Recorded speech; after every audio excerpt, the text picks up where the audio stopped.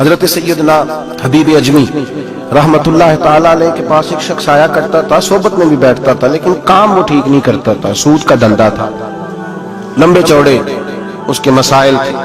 حالانکہ ایک ہی بیٹی تھی، وہ بھی دونوں ٹانگوں سے معذور تھی، دونوں ٹانگوں سے معذور، بڑے حکیم طبیب دکھائے لیکن بچی کو شفا نہیں ہوتی، شخص بھی اپنے مزاج کے لحاظ سے اچھا نہیں تھا۔ ایک دن سویرے سویرے آیا حضرت حبیب اجمی کے پاس۔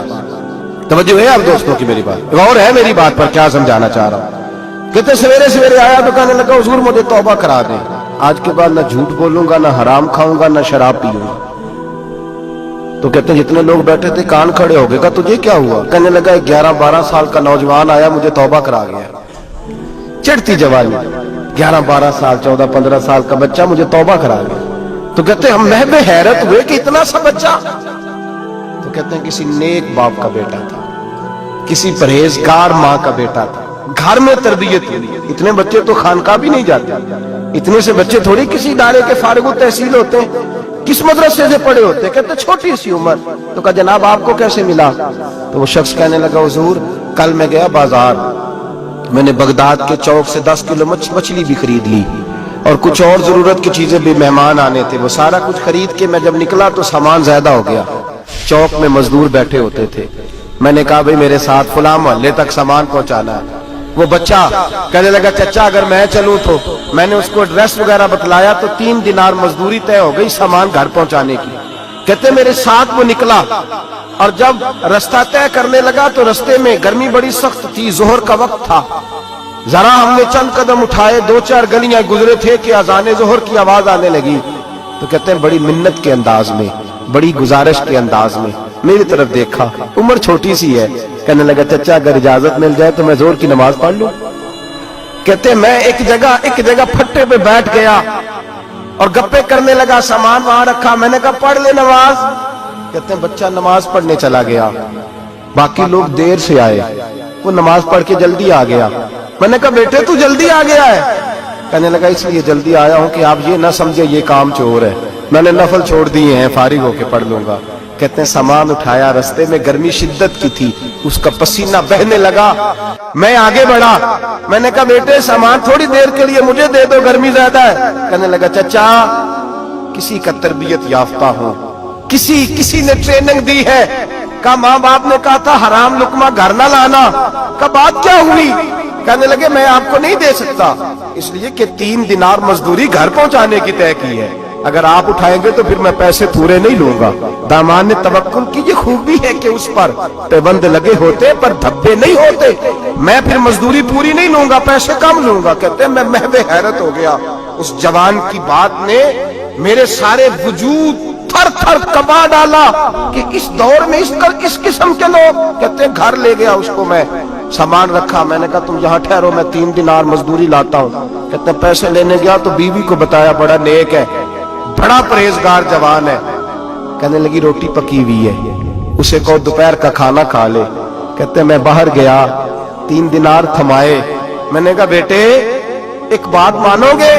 تو کہتے ہیں 3 دینار دے کے کہنے لگا اب تو آپ مالک ہو گئے، میں نے نمک کھا لیا ہے، اب تو ہر بات مانوں گا، اصلہ نال جی نیکی کریے نسلہ تاک نہیں بھول دے، میں اب ہر بات مانوں گا۔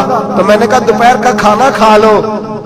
کہتے ہیں اس کی گردن جھک گئی اور بڑے دھیمے لہجے میں کہنے لگا میں نہیں کھا سکتا، میں نے روزہ رکھا ہوا ہے، روزہ رکھا ہوا ہے، نفلی روزہ رکھا ہوا ہے۔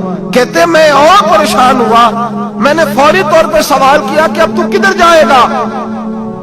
تو کہنے لگا اب میں کہیں نہیں جاؤں گا، میرے ایک دن کا خرچہ میرے ماں باپ نے جو ڈیوٹی لگائی ہے وہ 3 دینار ہے، پورا ہو گیا ہے، اب میں باقی جو وقت بچے گا یا قرآن پاک کی تلاوت کروں گا یا محمد عربی پہ درود و سلام پڑھوں گا، میں اب کوئی اور کام نہیں کروں گا۔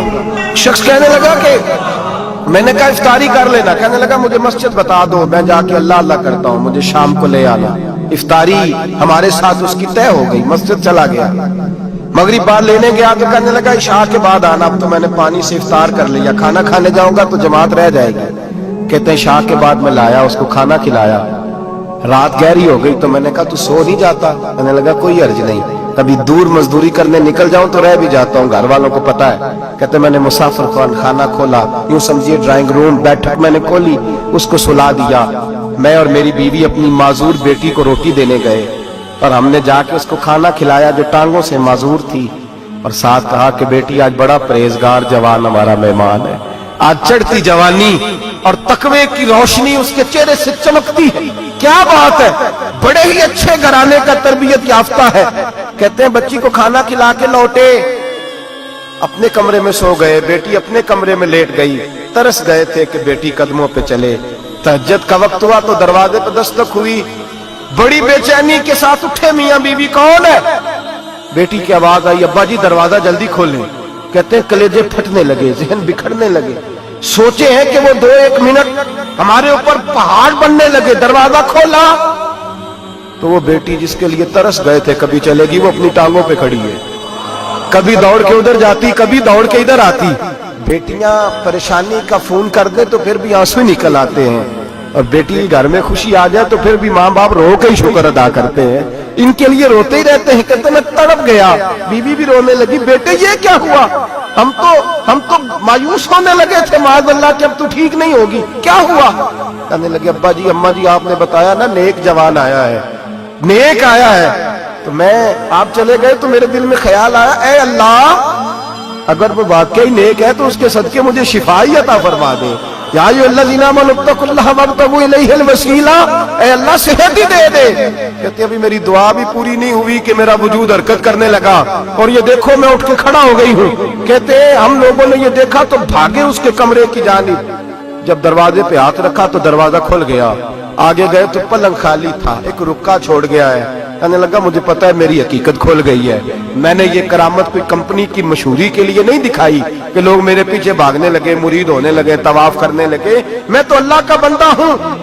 اگر تمہیں مجھ سے ذرا بھی پیار ہو گیا ہے تو پھر میرے پیچھے نہ بھاگنا، اللہ کی بارگاہ میں جھک جانا، پھر گناہوں سے توبہ کر لینا۔ اس ویڈیو کو شیئر ضرور کریں، ہو سکتا ہے آپ کے ایک شیئر سے یہ بات کسی کے دل میں اتر جائے۔ اللہ اللہ اللہ اللہ اللہ اللہ